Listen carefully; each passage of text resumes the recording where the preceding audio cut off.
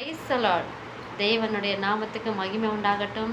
துதியும் கனமும் மகிமை ஒருவருக்கே உண்டாகட்டும். ஆமென். நம்மளுடைய இயேசு கிறிஸ்து மகிமைக்கு பாத்திரராக இருக்கிறார், கனத்துக்கு பாத்திரராக இருக்கிறார். ஆமென். அவருக்கு நம்ம மகிமை செலுத்தலாமா? இன்று அந்த மகிமையின் தேவன் உங்களோடு கூட பேசுகிற வார்த்தை யோசுவா 1:5.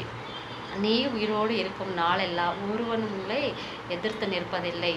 மோசையோடு கூட இருந்தது போல நான் உங்களோடு கூட இருப்பேன். ஆமேன். மோசே உங்களை விட்டு விலகுவதும் இல்லை, உங்களை கைவிடுவதும் இல்லை. ஆமேன்.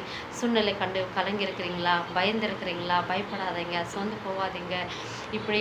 இப்படிதான் ஒரு கூட்டம் ஏசப்பா சொல்லுகிறாரு, அக்கறைக்கு போங்க அப்படின்னு சொல்லி புதிய ஏற்பாடில் போகும்போது, அக்கறைக்கு போகும்போது ஏசப்பா உறங்கி கொண்டிருக்கிறாங்க, தூங்கி கொண்டிருக்கிறாங்க. அந்த நேரத்தில் பார்க்கும்போது கடலும் காற்றையும் கொந்தளித்தது.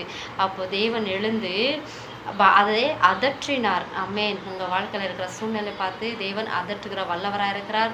நிச்சயமாய் அமைதல் படுத்துவார். சொந்து போவாதீங்க, பயப்படாதீங்க, தைரியமாக இருங்க. தேவன் உங்களோடு கூட இருந்து பெரிய ஜெயத்தை கட்டளையிடுவார். அமேன். ஒருவனும் உங்களுக்கு விரோதமாக எழுந்து நிற்பதில்லை.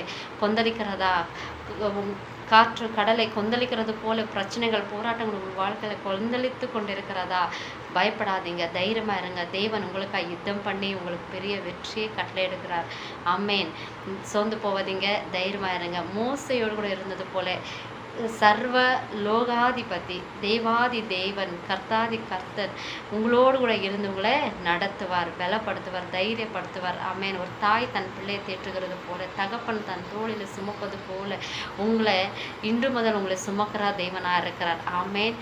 தேவன் உங்களை ஆசீர்வதிப்பார். இயேசுவின் நாமத்தினாலே தைரியமாக இருங்க. ஆமேன்.